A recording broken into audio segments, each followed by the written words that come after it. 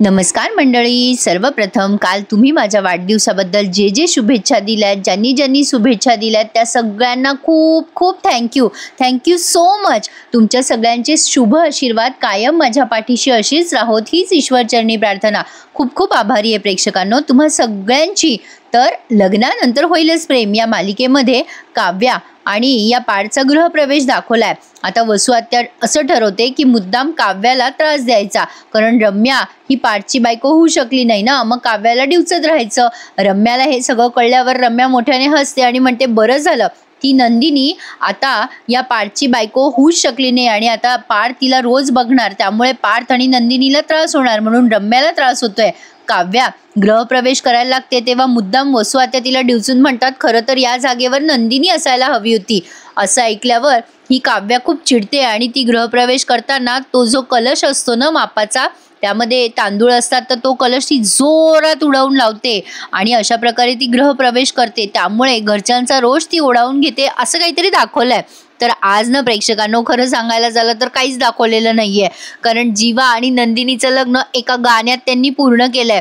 ते नाही का, देवा काळजाची हाक ऐक एकदा तरी, ते गाणं त्यांनी ऐकवलंय आणि त्या अख्ख्या गाण्यामध्ये यांचे लग्नाचे विधी आटपून घेतलेत आणि या दोघांना प्रत्येक विधीवरती एकमेकांच्या पार्टनरची कशी आठवण येते ते त्यांनी व्हिज्युअलाइज केलंय. माहित नाही बाबा एवढा मोठा भाग कसं काय देतात बाकीचे सगळे, खरंच काहीच दाखवलेलं नाही आज मालिकेमध्ये. फक्त पुढचा प्रोमो काय आहे तो तुम्हाला बघण्यासारखा आहे. तर जीवा आणि नंदिनी या दोघांचं लग्न लागलंय. जीवा नंदिनी दोघंही एकमेकांकडे बघतात. आता जीवा जेव्हा नंदिनीकडे बघतो तेव्हा त्याला काव्याची आठवण येते आणि या दोघांचं अंतरपाठ आता म्हणजे पूर्ण झालाय, मंगलाष्टक पूर्ण झाले. नंदिनी जेव्हा जीवाला बघते तेव्हा तिला पाठची आठवण येते. सगळं काही त्यांनी एका गाण्यावरती आटपून घेतलंय. आता ही माळ वगैरे घालते गळ्यामध्ये जीवा तिच्या गळ्यात माळ घालतो आणि अशा पद्धतीने या दोघांचं लग्न व्यवस्थित पार पडतं. दाखवलंय त्यांनी खूप छान की या दोघांना कशी एकमेकांच्या पार्टनरची आठवण येते. दोघांचे डोळे पाणावलेत पण मजबुरीमध्ये हे एकमेकांशी लग्न करतात. पण लग्नानंतर होईलच की प्रेम, त्यामुळे टेन्शन घेऊ नका. हे सगळे एकमेकांना एक्सेप्ट करणार आहेत, पण तोपर्यंत कदाचित मालिका संपलेली असेल असं वाटतंय. खरी यांच्या आयुष्यामध्ये बरेच चांगले वाईट पॅचेस येणार. आता या सगळ्या पॅचेसमध्ये आपल्याला यांच्यासोबत सहभागी व्हायचंय प्रेक्षकांनो. अतिशय छान होईल मालिकेची स्टोरी पुढे असा विश्वास वाटतोय तरी खरा मला. बघूयात काय काय घडतंय. पण जीवाने हा खूप चांगला निर्णय घेतलाय असं मला तरी वाटतंय.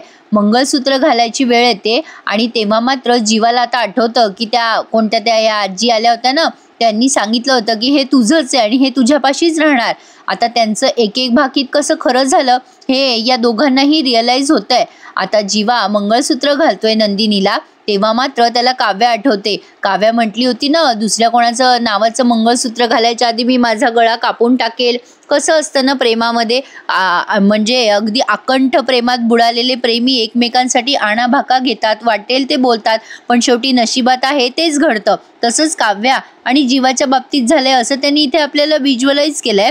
आणि नंदिनी तर बिचारी तिचा काहीही दोष नसताना तिला जीवाशी लग्न करावं लागतंय, म्हणजे तिने पार्थला एक्सेप्ट केलं होतं. दोघांमध्ये प्रेम नव्हतं पण एकमेकांमध्ये म्हणजे एकमेकांना त्यांनी स्वीकारलं होतं, पण तरी सुद्धा यांचं लग्न नाही झालं.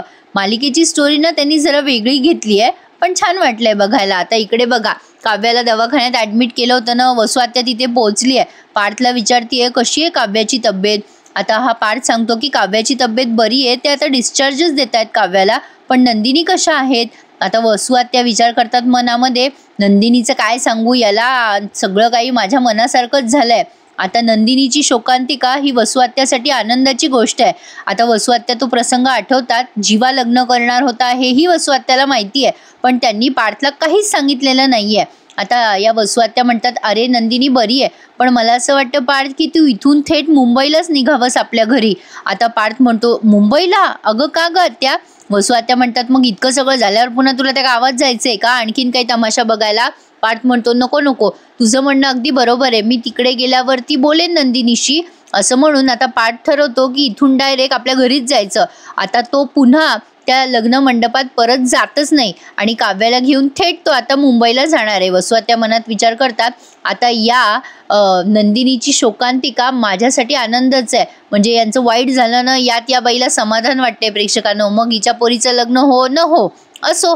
तर बघा आता पुढे काय काय घडतंय. वसुआत्या कशा वाईट विचार करतायत बघा मनामध्ये. त्यांना असं वाटतंय की आता फक्त नंदिनीच्या जागेवर काव्य आली आहे, तिला छळलं तरी चालतं की. आता इकडे बिचारी नंदिनी मात्र शॉकमध्ये. पुन्हा एकदा राहिलेले सगळे विधी त्यांनी आपल्याला दाखवले.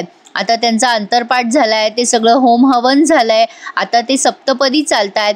प्रत्येक सप्तपदीच्या वेळेला नंदिनीला पार्थ सोबत घेतलेल्या सगळ्या क्षणांची म्हणजे आठवण येते, पार्थ सोबत घालवलेल्या, आणि ती या जीवाला काव्याची आठवण येते.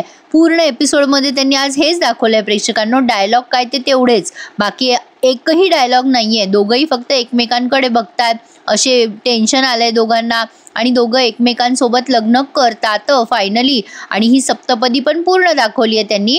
आता नंदिनीचे वडील रडत असतात, पण कुठेतरी समाधान असतं की चला दोन्ही पोरीचे लग्न लागले, पण प्रेक्षकांनो त्या तिसऱ्या पोरीचेही लग्न लावून टाका. इथे मी जरा गंमत करते बरं का. माझं असं म्हणणं होतं की एकाच खर्चामध्ये तिन्ही पोरींचे लग्न आटपून टाका म्हणावं, कारण गावातल्यांचं तिसऱ्या पोरीकडे लक्ष गेलं नाही, हेच काय ते समाधान. म्हणजे त्या आरुषीचं त्या तिसऱ्या पोराशी लग्न लावून द्यायचं असतं, म्हणजे तेवढाच अजून खर्च वाचला असता. असो, काय बोलणार प्रेक्षकांनो. आता हे नंदिनी आणि पार्थचे बोर्ड मागे लावलेले असताना काव्या पार्थ सोबत अशी चालतीये, तेव्हा वसुआत्याच या दोघांच्या मध्ये. ही वसुआत्या जरा जास्तीच मध्ये मध्ये करते असं नाही वाटत का? किती किती प्रायोरिटी दिली आहे तिला बघा ना. आता वसुआत्या या दोघांच्या मध्ये अशी उभी आहे. आता ही काव्या मुंबईच्या घरामध्ये आली आहे असं त्यांनी दाखवलंय. वसुआत्या म्हणतात, स्वागत आहे तुझं काव्या मुंबईच्या आमच्या या घरामध्ये.